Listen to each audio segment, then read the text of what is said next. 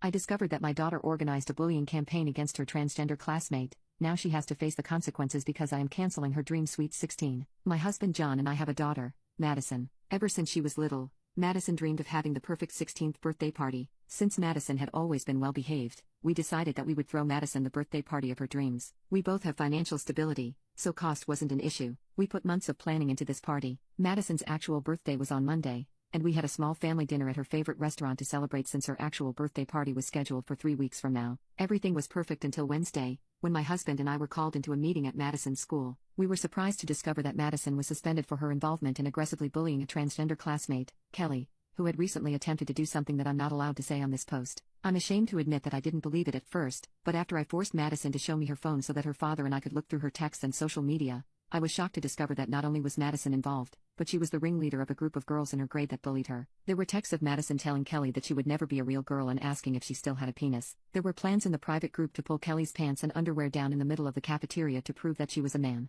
I also found posts on her social media where she referred to transgender women as perverts and troons and said that they would never be women. John and I were disgusted by Madison's behavior. We raised our children liberally and consider ourselves LGBT allies, and Madison in particular has always been an outspoken feminist like me. When we got home from the meeting, we talked it over and decided that not only would Madison have no electronics for the rest of the year, but we would be canceling her party too. We wouldn't get the money back for the venue and most of the arrangements we made already, but we decided that this is what needed to be done. We informed Madison of our decision yesterday and she lost it, telling us that we were terrible parents for canceling her sweet 16 over a boy and that we were punishing her for speaking her mind when it wasn't her fault. Kelly did what she did. She begged us not to cancel it and said that this was her dream, but I told her that her behavior didn't warrant having the party of her dreams. She went back to her room crying. We thought we did the right thing, especially when we told our 2 older daughters, but when we called John's mother Shannon and told her that the party would be cancelled and why, she called us awful parents for crushing her dreams this way. Now we're having second thoughts. Update 1. My daughter Madison, 16, began therapy last week to address her behavior. She organized a bullying campaign against a classmate and posted harmful social media posts for context. She has not been adjusting to therapy well because she believes that she did nothing wrong,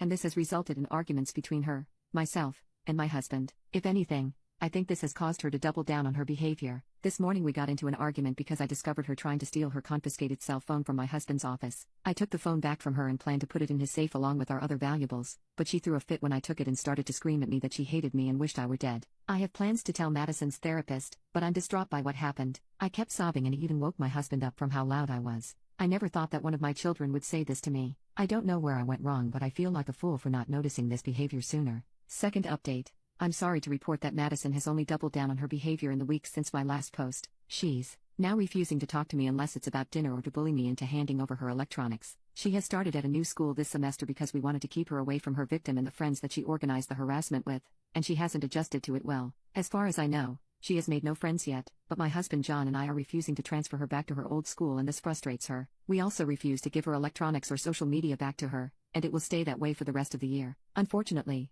she blames Kelly, the girl that she bullied, for everything that's happened, and it seems to have made her hatred for her worse. She has said a lot of derogatory things about her, including slurs, so John and I have discussed with her therapist about enrolling our daughter in an LGBT sensitivity workshop aimed at teenagers. We have also discussed taking her to see a psychiatrist, and we have an appointment made for Tuesday. I wish I could say that things have improved, but my husband and I have formed a plan to get my daughter the help she needs.